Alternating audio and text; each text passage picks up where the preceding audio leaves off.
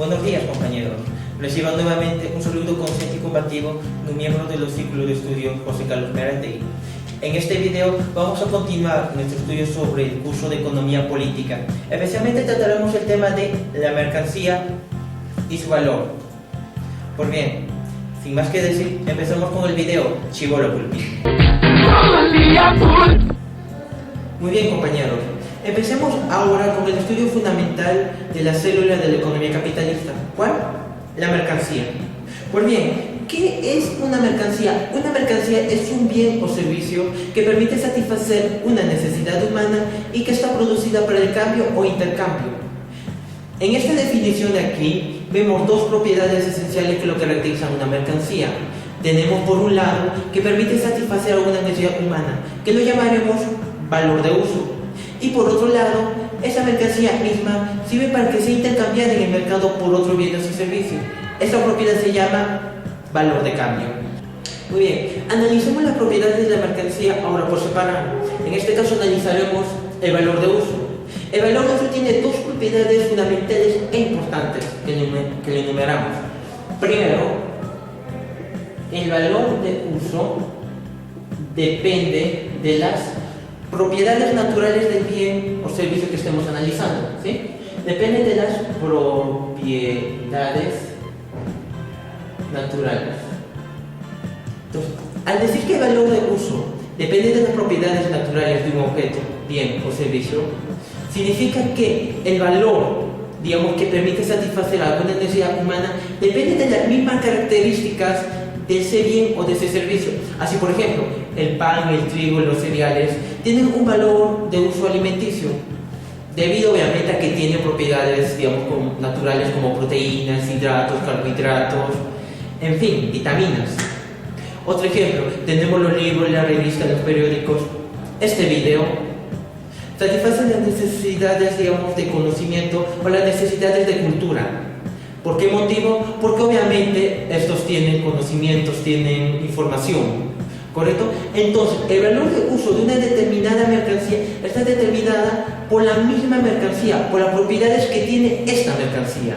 La segunda propiedad es que el valor de uso de un bien o un servicio no depende del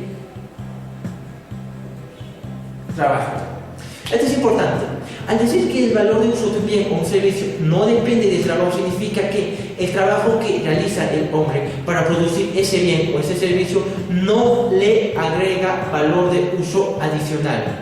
Es decir, que si yo produzco un bien o un servicio con tecnología y con un método tradicional, el valor de uso de ambos bienes van a ser lo mismo, independientemente de la cantidad de trabajo que yo esté destinada a gastar para producir ese bien o servicio.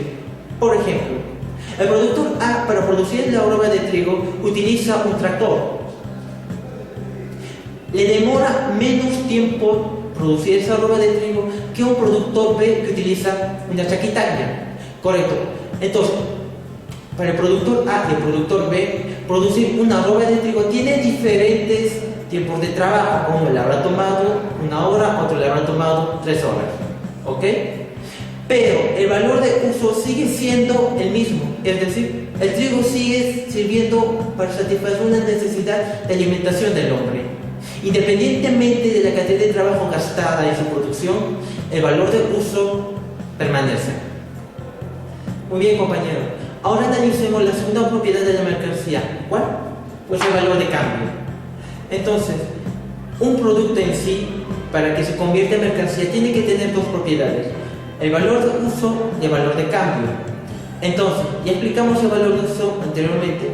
Ahora, ¿qué implica el valor de cambio? El valor de cambio implica que una mercancía pueda ser cambiada o intercambiada por otra en determinadas proporciones. Por ejemplo, una silla, puedo decir que equivale a 2 polos. Entonces, el valor de cambio me permite hacer lo siguiente: una equiparidad entre estos dos bienes, en los cuales por una silla puedo obtener 2 polos, o por un polo puedo obtener la mitad de una silla.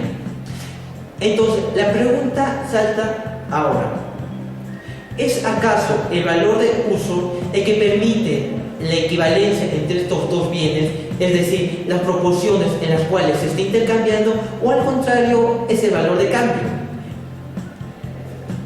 Empecemos. El valor de uso no permite que dos bienes sean intercambiados en determinadas proporciones.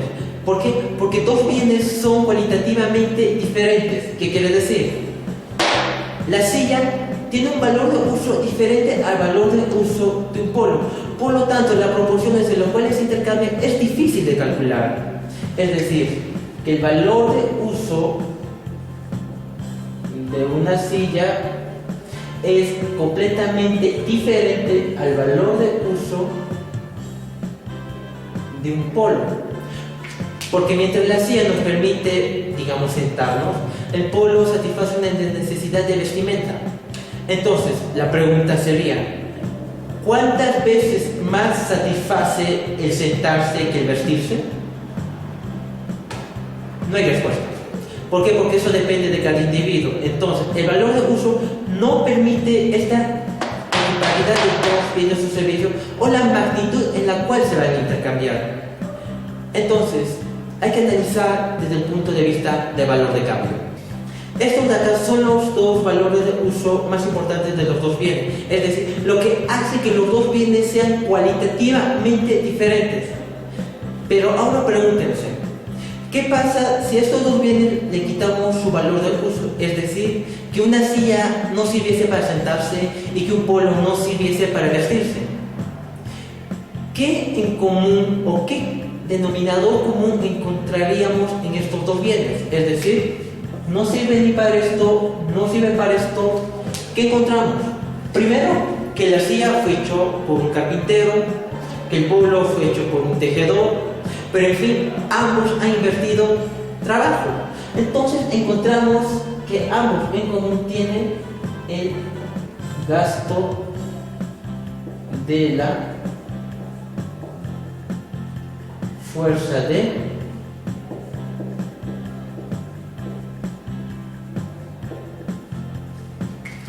ambos bienes tienen en común el gasto de la fuerza de trabajo, es decir, ese gasto físico-fisiológico que realiza el hombre para producir una silla y para producir un polo. Este de aquí viene a ser el común denominador de todos los bienes, cuando obviamente les privamos de su valor de uso. Muy bien, compañeros, felicidades.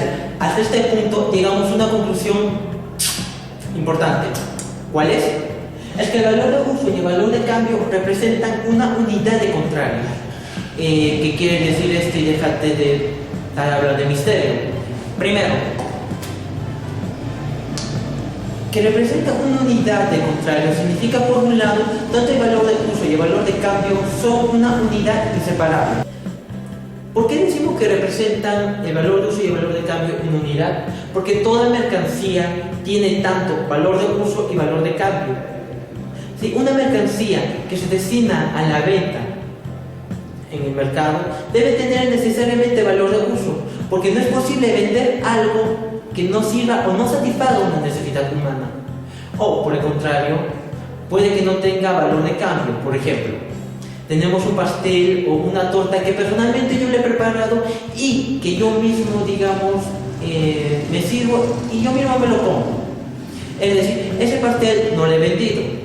Por lo tanto, al no ser destinado ese bien a la compra y venta o destinado al mercado, ese es simplemente un bien propio que está ahí. Tiene valor de uso, pero no tiene valor de cambio y no es una mercancía. La segunda propiedad, entonces, lo enumeramos, es que son contrarios. ¿Por qué? Porque si analizamos, digamos, dos bienes, tenemos la silla y tenemos el polo. Al analizar estos dos bienes desde el punto de vista del valor de uso, decimos que estos bienes son heterogéneos y que no son cuantificables. Entonces, el valor de uso de esas dos propiedades a los bienes, es decir, la propiedad de heterogeneidad, es decir, que son heterogéneos, porque son diferentes bienes. Como le dije anteriormente, el polo sirve para una vestimenta, mientras que la silla sirve para sentarse, y no cuantificable.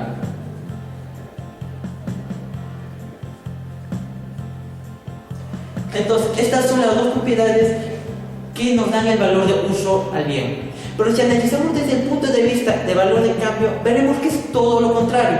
¿Por qué? Porque el valor de cambio que nos permite cuantificar estos dos bienes, equipararlos. Entonces, desde el punto de vista del valor de cambio, decimos que dos bienes son homogéneos por el motivo obvio de que poseen algo en común, el trabajo humano.